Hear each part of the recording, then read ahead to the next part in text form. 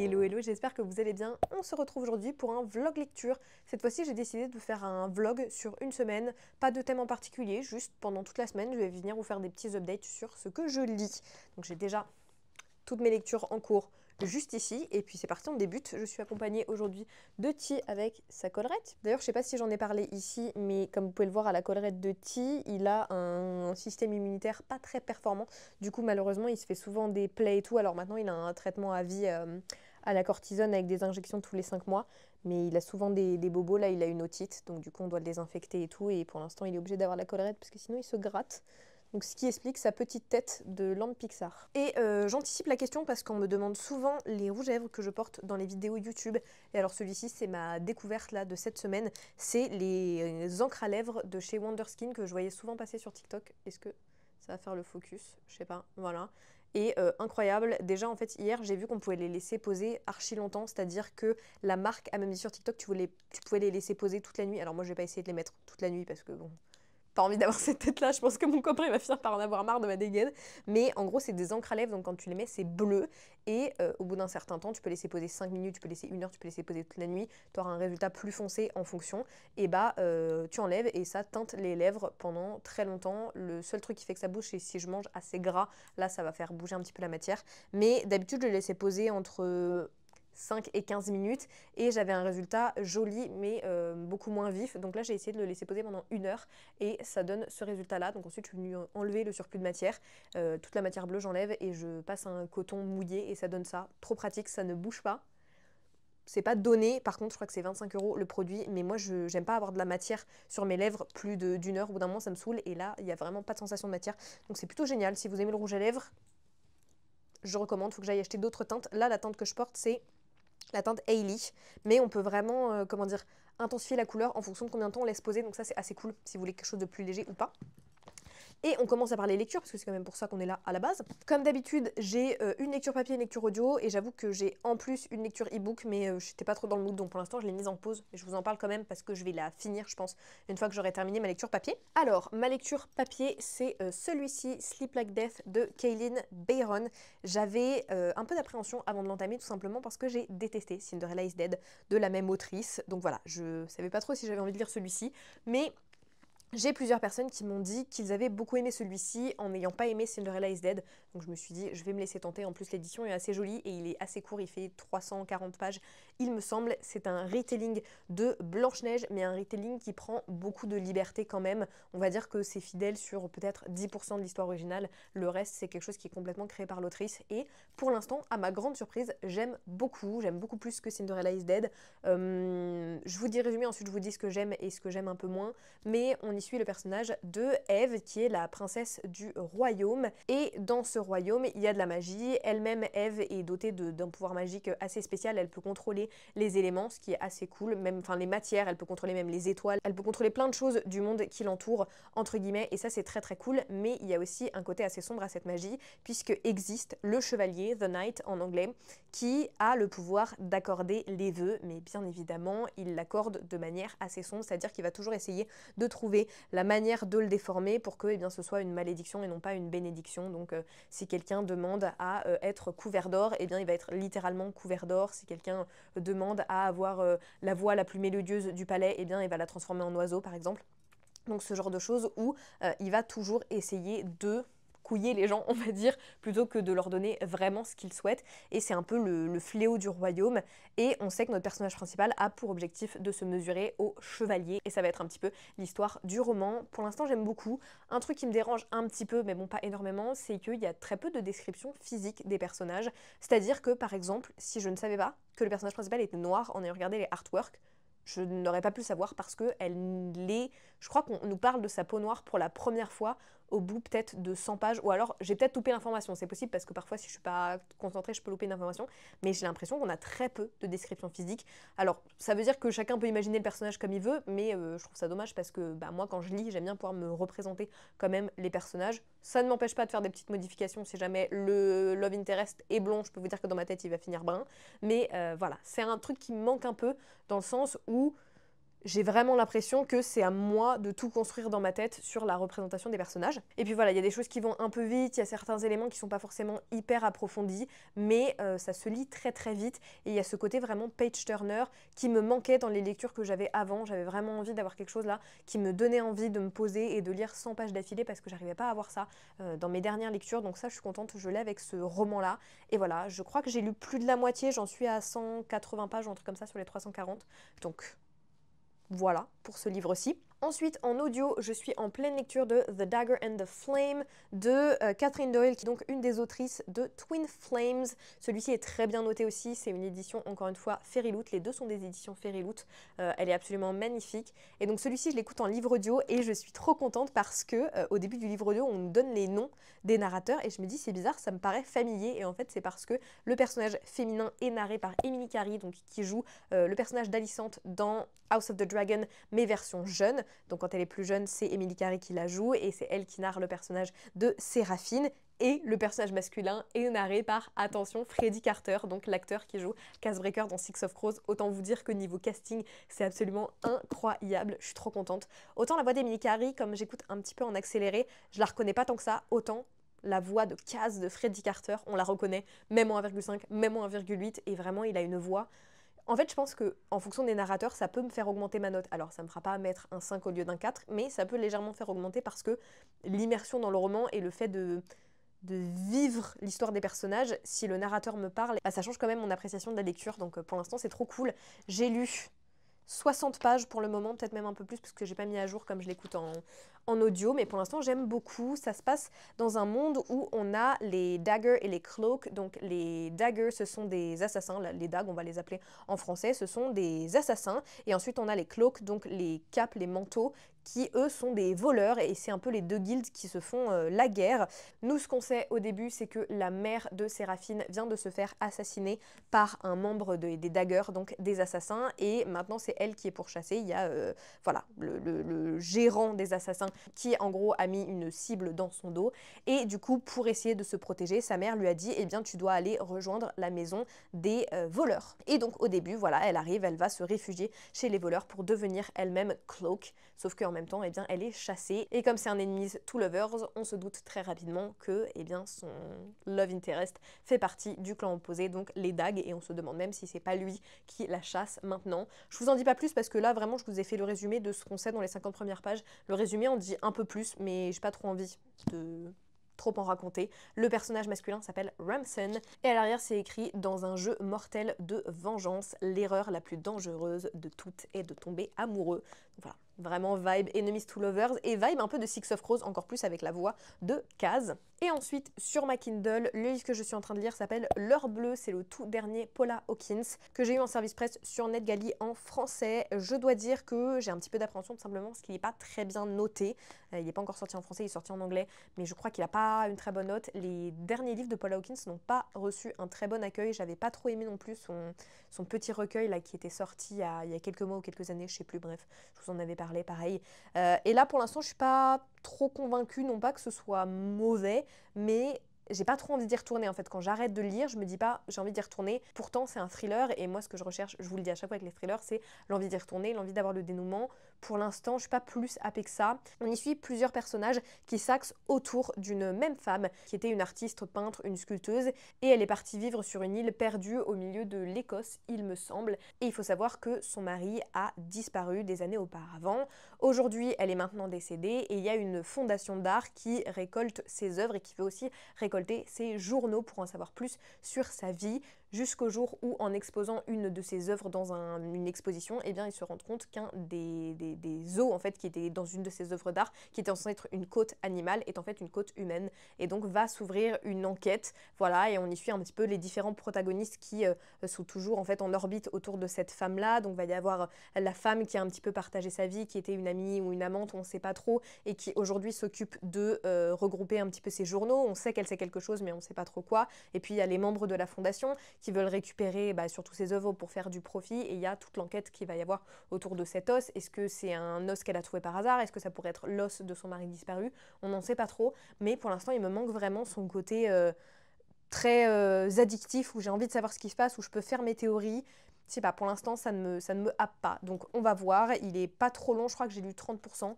Donc, je pense que dès que j'aurai terminé celui-ci... Est-ce que je vous ai dit le titre de celui-ci? C'est Sleep Like Death. Donc, dès que je l'ai terminé, je me remettrai à celui-ci. Et voilà pour ce premier update.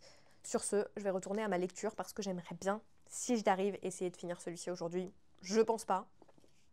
On va voir. Franchement, vivre à la campagne, c'est bien jusqu'à ce que tu réalises que chaque automne-hiver, tu vas être envahi de coccinelles. Je n'en peux plus. Ça fait 4 ans qu'on est dans cet appartement. 4 ans que chaque automne, on a une infestation de coccinelles. Mais quand je vous dis une infestation, c'est que si je laisse ma fenêtre ouverte pendant 15 minutes, j'en ai 50 par fenêtre. Si je laisse 1 heure, j'en ai une centaine par fenêtre. Là, je viens de faire, honnêtement, 40 minutes d'aspirateur à aspirer sur chacune de mes fenêtres avec l'énorme aspirateur les coccinelles, sachant qu'en plus elles se mettent tout en haut là où je peux pas les atteindre en étant debout sur une chaise. Je précise que l'aspirateur ça ne les tue pas parce que c'est pas assez puissant en fait, donc après je les remets dehors et elles reviennent chez moi la prochaine fois que j'ouvre la fenêtre. Mais je n'en peux plus, là j'ai aspiré pendant donc bien 40 minutes, je regarde mes fenêtres, j'en ai de nouveau, 25 sur chaque fenêtre je pense. Elles sont pas ouvertes là mes fenêtres, elles viennent d'où? Elles rentrent par où? Je comprends pas. En plus, c'est gentil, j'ai des gens qui me disent oui, mais ça porte chance, ça ramène prospérité et tout. Ah bah là, avec 200 coccinelles, je pense que je suis censée être la personne la plus chanceuse de France. Hein. Bref, sur ce, je vous fais un petit update lecture. Je vais arrêter de vous parler de mes petites coccinelles, même si ça me tend, je vous avoue. J'ai bien avancé dans Sleep Like Death, là, il me reste un peu plus d'une centaine de pages. Il y a eu un plot twist que je trouve pas folichon parce que déjà, alors de 1 on peut s'y attendre, mais de 2 c'est pas forcément très bien fait, c'est pas très logique avec la manière dont on nous a montré la relation de ces 2 personnages. Je vais pas vous spoiler, hein, mais il y a des moments, ça qui me frustre, c'est si tu n'as pas assez bien construit la relation des personnages, tu peux pas faire de retournement comme ça parce qu'il n'y a pas de logique en fait. Tu nous as décrit une relation d'une manière très particulière et le plot twist va complètement à l'inverse de tout ce qu'on a vu depuis le début et ça je trouve ça un petit peu dommage. C'est pas le plus gros plot twist de l'histoire, je pense, donc c'est pas très grave et j'apprécie quand même ma lecture, mais c'est toutes ces petites choses qui font que bon, bah, ça sera pas un coup de cœur et ça sera un 3, peut-être 4 étoiles grand max, mais j'en doute. Et j'ai pas du tout avancé dans mes lectures audio, donc voilà, il faut que je le fasse. Ce soir je sais pas si je lirai parce qu'il y a Koh-Lanta. Et là, je vais retourner essayer d'aspirer ces coccinelles. Bon, nouvelle update, on est jeudi. Je vous ai pas du tout fait d'update hier. J'avais prévu de lire à la base, mais changement de plan parce qu'au final, mon copain a décidé de me demander en mariage. Donc du coup, j'ai pas lu du tout d'hier et voilà. Bon, je dois dire que ce changement de plan ne me dérange pas trop. J'ai quand même été très satisfaite de ma journée d'hier. Mais voilà, trop contente. Je m'y attendais quand même un petit peu, je vous avoue, puisque tout simplement, il m'a demandé d'aider à designer ma bague de fiançailles il y a quelques mois. Déjà, parce qu'il savait que j'avais un design bien particulier en tête que j'aimais, et comme ils sont amis dans sa famille avec un bijoutier qui avait déjà designé l'alliance de ses parents, et bah il m'a emmené voir le bijoutier pour pouvoir tout designer, mais je n'avais pas vu la bague en fait avant hier, l'objectif c'était que j'aide à la créer, mais je savais pas quand est-ce qu'il allait la récupérer et donc me faire sa demande. Donc voilà, je m'en doutais un petit peu quand même hier, tout simplement parce que le matin même il m'a proposé d'aller manger dans un très bon resto à Paris et ensuite d'aller dans un parc qui est le parc où on a fait tous nos premiers rendez-vous il y a maintenant 8 ans, parce que j'étudiais à la fac de Saint-Denis et en fait les premières fois qu'on a commencé à faire des rendez-vous ensemble, il venait me chercher à la fac et ensuite on allait dans ce parc et donc quand il m'a dit viens on va se balader dans ce parc qui est quand même loin de chez nous, c'est à 1 heure de chez nous là où on habite actuellement, je me suis dit peut-être il y a quelque chose, mais le monsieur m'a quand même fait marcher 8 km autour du parc et au moment où je pensais qu'on allait partir, il m'a dit qu'en fait il n'arrivait pas à retrouver le spot exact où on se posait il y a 8 ans et 2 semaines du coup pour faire nos rendez-vous, mais que ce spot-là était quand même assez sympa. Et voilà, il m'a fait sa demande. Comme on pouvait s'y attendre, j'ai pleuré, j'étais trop contente. Et voilà, du coup maintenant, j'ai ma bague qui est absolument magnifique, je suis trop contente. Et voilà.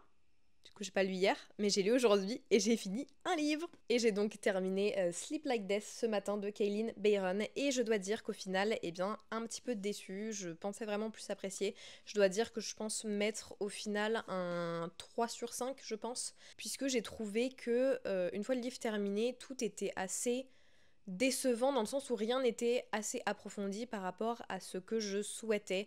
La romance, je suis passée un petit peu à côté, il y a ce côté très insta-love où les personnages se parlent 3-4 fois mais sont déjà in love et vraiment en plus ils ne parlent pas de leur personnalité respective, ils ne se connaissent pas du tout, mais ils sont in love. Tout le système de magie n'est pas très bien expliqué. J'ai trouvé que les pouvoirs de notre personnage principal étaient hyper intéressants, mais déjà il y a des incohérences et surtout le fond de ses pouvoirs n'est pas vraiment expliqué. Ça, j'ai trouvé ça assez dommage. Et puis voilà, le dénouement, ça se passe assez rapidement et les personnages manquaient en fait de substance. Pareil pour le world building, il y avait des concepts qui étaient très intéressants, mais, et c'est le problème de l'histoire en règle générale, rien n'est poussé à sa juste valeur. Je sais pas si vous voyez ce que je veux dire. Il y a plein de concepts très cool, mais rien n'est poussé de manière à ce que ce soit satisfaisant. On est toujours en manque sur tous les aspects, que ce soit la romance, que ce soit les personnages, que ce soit le world building, que ce soit l'intrigue. La fin, je l'ai trouvé assez décevant. J'ai bien aimé à la limite la manière dont le retelling est fait sur certains aspects, parce qu'il y a ce côté, on vient twister l'histoire pour enlever le côté parfois très sexiste et en faire quelque chose qui vient modifier les rôles de genre entre guillemets. Ça j'ai trouvé très satisfaisant, mais sur le reste j'avoue que j'ai été assez déçue globalement.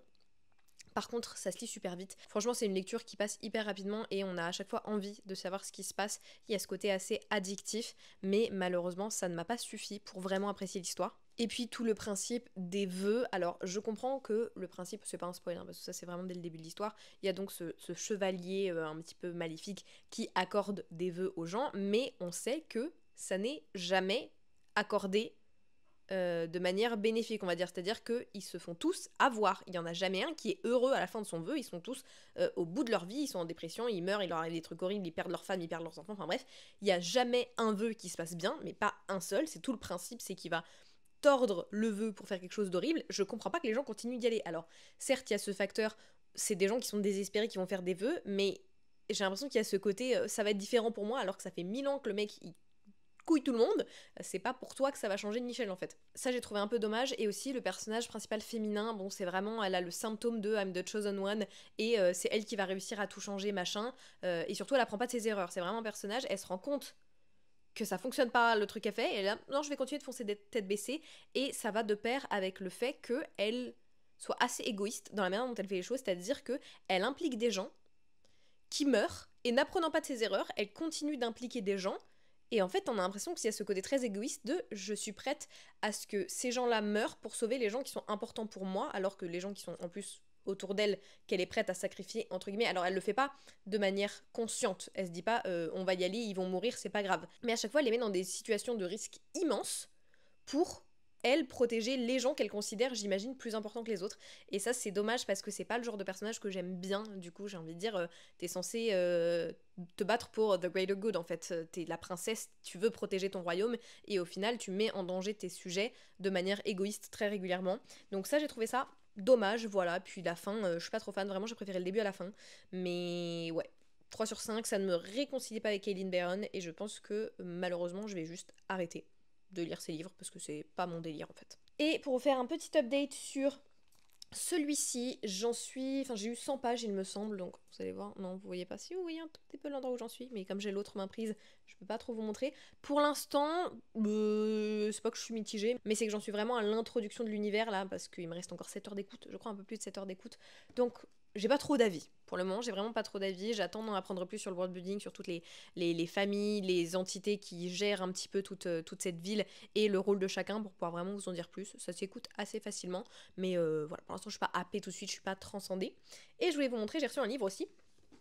J'en profite, hein, je vous montre tout dans ce vlog, mais j'ai reçu celui-ci, A Song to Drown Rivers de Anne Liang, que j'ai déjà lu et que j'avais vraiment trop aimé. J'ai hâte qu'il soit traduit en français d'ailleurs pour les gens qui ne lisent pas en VO. Par contre, je suis un peu dégoûtée parce que je l'avais précommandé, puisque j'avais vu qu'il y avait une campagne de précommande, et donc si on précommandait, bien on avait une édition spéciale. Je crois que ça n'était pas valable pour la France, visiblement. C'était pas précisé, donc j'ai dit je tente ma chance. De toute façon, je veux une édition du livre, mais voilà, moi j'ai l'édition classique, malheureusement, c'est pas grave. Peut-être que je ferai un jaspage moi-même, mais j'ai trop aimé ce livre. Si vous lisez en VO, je vous le conseille. Et puis voilà, trop contente d'avoir cette édition qui va aller directement dans ma bibliothèque.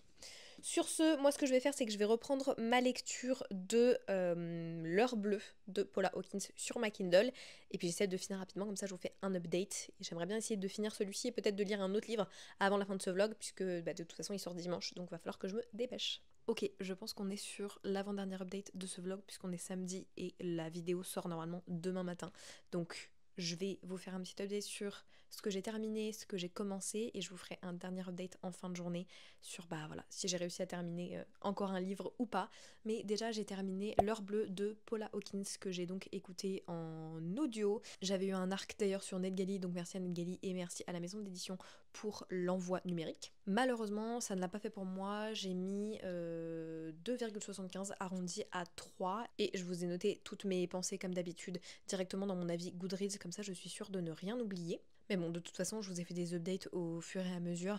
Mais pour ce qui est de mon avis final, je dois dire pour les points positifs que j'ai aimé l'ambiance. Voilà, c'était assez atmosphérique, assez oppressant, y compris toute l'ambiance sur l'île que j'ai trouvé assez cool. J'ai aimé aussi tout l'aspect autour de l'art qui était assez intéressant sur voilà, les créations de Victoria Chapman, cette artiste aujourd'hui décédée qui a laissé un passé trouble derrière elle. Mais par contre, globalement, sur le côté thriller, j'ai trouvé que ça pêchait, c'est-à-dire que j'ai pas réussi à être vraiment prise dans l'intrigue. J'ai pas trouvé que les retournements de situation soient particulièrement bien faits ou même tout simplement surprenants. Et puis surtout on a un rythme qui est très lent, donc j'avais du mal à être, comme je vous ai dit, prise dans l'intrigue en raison de ce rythme, et en plus de ça on a des personnages qui sont très égocentriques et donc pas du tout attachants. Donc c'est tout ça qui fait que en termes d'investissement, on va dire, je suis passée à côté de l'histoire. Et puis voilà, tout ensemble pour moi n'a pas réellement fonctionné. C'est le 3e livre de Paula Hawkins que je lis. J'ai lu La fille du train, j'ai lu une nouvelle assez courte qu'elle a sortie récemment que j'ai pas appréciée, et celui-ci où j'ai pas été trop fan. J'avais bien aimé La fille du train,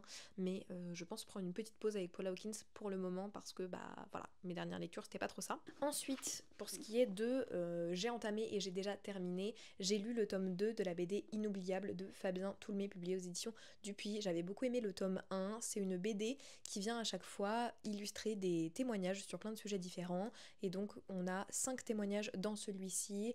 Une qui a vécu un événement très traumatique puisqu'elle a été prisonnière d'une avalanche, un autre qui raconte son coming out, une histoire qui parle de violence conjugale, une histoire qui parle d'un homme qui décide d'aller faire de la musique avec des gens en EHPAD, des personnes âgées, et un photographe qui se retrouve à s'engager pendant la guerre en Ukraine. C'est donc des témoignages réels basés sur des histoires vraies, et je trouve qu'à chaque fois la plume et les illustrations de Fabien Toulmé font que les récits sont extrêmement vivides. Il y a quelque chose de... on a vraiment une fenêtre sur ce qui s'est passé, c'est extrêmement vivant, et du coup c'est très touchant parce que moi voilà, il y a des histoires qui sont vraiment pas faciles à lire, y compris la dernière sur ce qui se passe en Ukraine, puisqu'on est dans un contexte actuel où il y a beaucoup de conflits dévastateurs, et c'est quelque chose, même si c'est extrêmement douloureux, sur lequel il faut s'informer et prendre la parole. Donc voilà, je trouve que c'est des histoires absolument passionnantes et qu'il faut lire, qu'il faut mettre en avant, et je peux que vous recommander le tome 1 et le tome 2. J'espère qu'il y aura un 3e tome parce que je veux pas que cette série s'arrête. Et comme j'avais terminé le Paula Hawkins, j'ai entamé un nouvel arc, pareil toujours que j'ai reçu sur NetGalley de la part des éditions Sonatine, et c'est le tout nouveau Stuart Turton qui s'appelle Dernier meurtre au bout du monde, et pour l'instant j'aime trop, je trouve le concept trop bien, c'est hyper prenant. Ça se passe sur une île où on sait que ça fait quelques années, beaucoup d'années quand même maintenant, quasiment un siècle on va dire, qu'il y a une sorte de brouillard qui s'est étendu sur le monde et qui a décimé tout le monde. Les seuls survivants vivent sur une petite île où il y a genre 122 habitants, un truc comme ça. Ils ont tous des rôles qui leur sont attribués, et c'est les anciens un petit peu qui sont la voix de la raison, qui dictent ce qui se passe. Sauf que nous, on commence le récit et on nous dit que je crois que c'est dans 107 heures, il va y avoir un meurtre et que ça va engendrer la fin de l'humanité si jamais on ne fait pas quelque chose. Et cette histoire, elle nous est narrée par une sorte d'intelligence artificielle qui est présente dans la tête de tous les habitants et qui est un petit peu leur conscience. Et voilà, elle nous dit que s'il n'y a pas quelque chose qui est fait, eh bien ce meurtre va engendrer la fin de l'humanité. Et j'adore ce côté dystopie, et très axé sur la psychologie des personnages, sur le fait qu'il y en a qui soient satisfaits, sur le fait qu'on leur dise quoi faire et qui ne veulent pas être trop curieux parce que ça voudrait dire se poser des questions sur des choses très importantes et probablement avoir des questions et des réponses qu'on ne souhaite pas avoir. Il y en a qui souhaitent découvrir ce qui se passe, qui tirent les ficelles. Est-ce que c'est possible de retourner à l'extérieur ? Est-ce que les anciens ont un rôle différent de celui qu'on pense être ? Et je trouve ça très très très intéressant. J'aime beaucoup les différents personnages qu'on suit pour le moment, et je suis hyper intriguée parce que voilà, on sait très vite, on comprend très vite qu'il y a quelque chose de plus que ce qu'on sait, il y a quelque chose sous la surface et on ne sait pas quoi, et c'est hyper intriguant, c'est très bien fait, donc j'essaye de le continuer. Je pense pas que je l'aurai fini avant la fin de ce vlog, mais j'aime trop. J'ai lu 25%, peut-être que j'arriverai à 50 d'ici le dernier update, mais j'aime trop et il est déjà sorti celui-ci puisqu'il est sorti le 17 octobre je crois, donc il est sorti avant-hier au moment où je fais l'update, donc voilà. Bon, attendez peut-être d'avoir mon avis final au cas où, parce que ça se trouve ça sera moins bien sur la fin, mais pour l'instant j'aime trop. Bon, je pense que je vais conclure ce vlog ici parce que je vais pas avoir plus le temps de lire. Je vais chez une copine ce soir finalement, donc j'aurai pas le temps de lire un petit peu plus. Donc voilà. Enfin, je lirai peut-être en rentrant, mais d'ici là, il faudra que j'ai programmé le vlog pour qu'il sorte. Donc, faisons un petit récapitulatif sur tout ce que j'ai lu pendant ce vlog. J'ai entamé The Dagger and the Flame, mais je ne l'aurai pas fini. J'ai aussi entamé Dernier meurtre au bout du monde, que je finirai plus tard. J'ai lu celui-ci que j'ai beaucoup aimé. J'ai lu Sleep Like Death que j'ai bof aimé, hein, on va dire. Franchement, je mets 3 sur 5 et l'heure bleue je mets 2,75 arrondi à 3. Donc un vlog assez mitigé en termes de lecture, mais je pense vraiment que ma lecture en cours peut me plaire, et pareil pour The Dagger and the Flame. Donc voilà, n'hésitez pas à me dire si c'est un format que vous avez bien aimé, j'essaierai d'en faire plus. C'est un format que j'aime de plus en plus filmer en tout cas. Donc voilà, j'espère que ça vous aura plu, et puis sur ce, moi je fais des gros bisous et je vous dis à la prochaine. Ciao ciao.